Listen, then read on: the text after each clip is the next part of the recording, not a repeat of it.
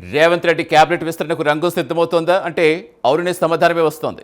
మరో 2 వారాల్లో పూర్తి స్థాయి మంత్రివర్గ విస్తరణ ఉంటుందనే ప్రచారం జరుగుతోంది. దీంతో పాటే ఈసారి ప్రక్షాళన కూడా ఉంటుందని టాక్ వస్తోంది. మరి రేవంత్ టీంలో ఎవరికి ఛాన్స్ దక్కనుంది? ఎవరి శాఖల్లో మార్పులు చేర్పులు ఉంటాయి? కేబినెట్లో కొత్త ముఖాలు రాబోతున్నాయా? రాజకీయ సమీకరణాలు ప్రభావితమయ్యే అవకాశం ఉందా? ఇంతకీ ఇన్నెవరు, అవుట్ ఎవరు?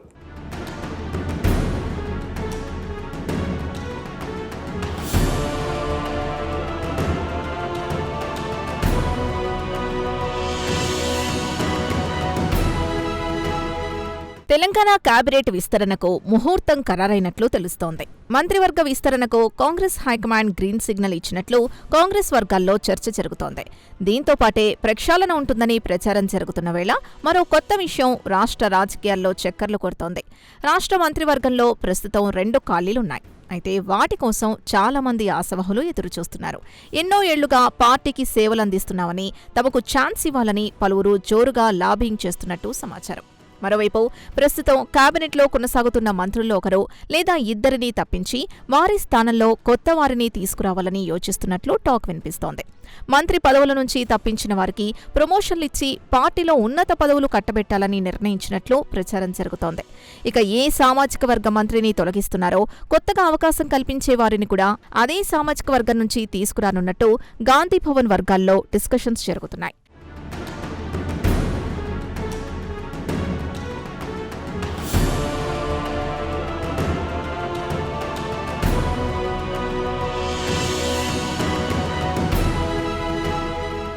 ఇక మంత్రివర్గం నుంచి తీసేసిన వారిని వారి సీనియారిటీని ఆధారంగా చేసుకుని సీడబ్ల్యూసీ, ఏఐసీసీ పదవులు ఇవ్వనున్నట్టు ప్రచారం సాగుతోంది. దీనికి సంబంధించి ఆయా మంత్రులకు ఇప్పటికే పార్టీ హైకమాండ్ సంకేతాలిచ్చినట్లు తెలిసిందే. అందుకు ఆ నేతలు కూడా సానుకూలంగానే అంగీకరించినట్లు హస్తం పార్టీ వర్గాల్లో చర్చ జరుగుతోంది.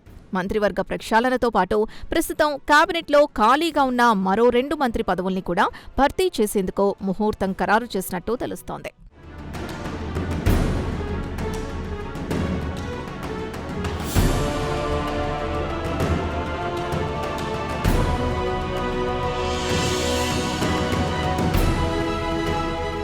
ఇకపోతే తెలంగాణలో ప్రభుత్వం ఏర్పడి 2.5 ఏళ్లు దాటిపోయింది. ఇప్పటి వరకు పూర్తిస్థాయి మంత్రివర్గ విస్తరణ జరగలేదు. మొత్తం 17 మంత్రులకు గాను 15 మంది కేబినెట్లో ఉన్నారు.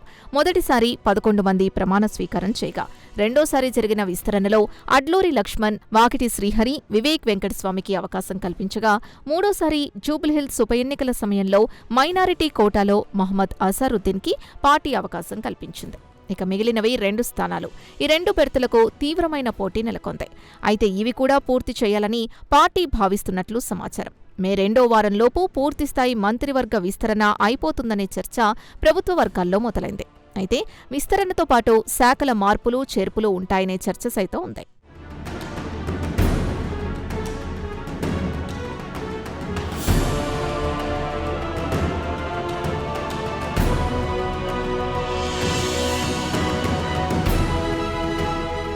ఈ 2 బెర్తుల కోసం పార్టీలో పెద్ద పోటీ నెలకొంది. అయితే పార్టీలోనే కాదు, ఒక స్థానం కోసం మిత్రపక్షం సైతం ఆశలు పెట్టుకుంది. అసెంబ్లీ, పార్లమెంట్ ఎన్నికల్లో కాంగ్రెస్కి సపోర్ట్ చేసిన తెలంగాణ జనసమితి అధ్యక్షుడు కోదండరాం ఇటీవలే గవర్నర్ కోటాలో ఎమ్మెల్సీగా కూడా ప్రమాణ స్వీకారం చేశారు. దీంతో త్వరలో జరగనున్న విస్తరణలో ఒక్క స్థానం కోదండరాంకి కేటాయిస్తారనే చర్చ పెద్ద ఎత్తున జరుగుతోందట. మంత్రి పదవి ఇవ్వడమే కాదు, కీలక శాఖ సైతం కోదండరాంకి ఇవ్వనున్నట్లు సమాచారం.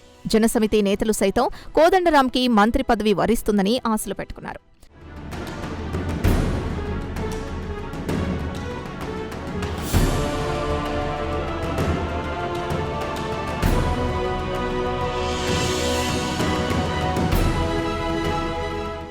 ఇక కాంగ్రెస్లో నాకు పార్టీ మాటిచ్చింది, ఆ మాట నిలబెట్టుకుంటుంది అనే నమ్మకం నాకుందంటూ, మాట ఇచ్చిందంటూ పదే పదే మంత్రి పదవి వస్తుందని కోమటిరెడ్డి రాజగోపాల్ రెడ్డి చెప్పుకొస్తున్నారు.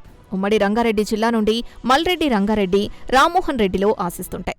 ఉమ్మడి నిజామాబాద్ నుండి మదన్ మోహన్ రావు, సుదర్శన్ రెడ్డి, ఉమ్మడి ఆదిలాబాద్ నుండి ప్రేమ్ సాగర్ రావు, ఉమ్మడి వరంగల్ నుండి దొంతి మాధవరెడ్డి, ఎస్టీ కోటాలో మురళీనాయక్, రామచంద్ర నాయక్, ఉమ్మడి నల్గొండ నుండి ఎస్టీ కోటాలో బాలు నాయక్లు ఆశిస్తున్నారు. దీంతో మంత్రి పదవి ఆశిస్తున్న వారి సంఖ్య పెద్దగా ఉంది. కానీ ఖాళీగా ఉన్న సంఖ్య 2.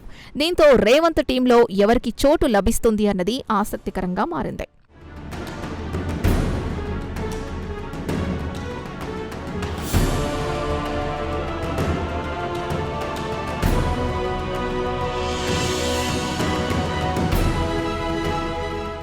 మొత్తానికి ఒకవైపు పూర్తి స్థాయిలో మంత్రివర్గ విస్తరణ జరుగుతోందని చర్చ ఉంటే, మరోవైపు ప్రస్తుతం మంత్రి పదవుల్లో ఉన్నవారి శాఖలో మార్పులు చేర్పులు ఉంటాయని, పలువురు సీనియర్ నాయకుల శాఖలు సైతం మారుతాయనే చర్చ నడుస్తోంది. దీంతో మేలో జరిగే పూర్తిస్థాయి మంత్రివర్గ విస్తరణలో అవకాశం దక్కేదెవరికి, ఉన్నవారిలో శాఖలు మారేది ఎవరికి అనే ఆసక్తి నెలకొంది. చూడాలి మరి మినిస్టర్ పోస్ట్ ఎవరిని వరిస్తుందో.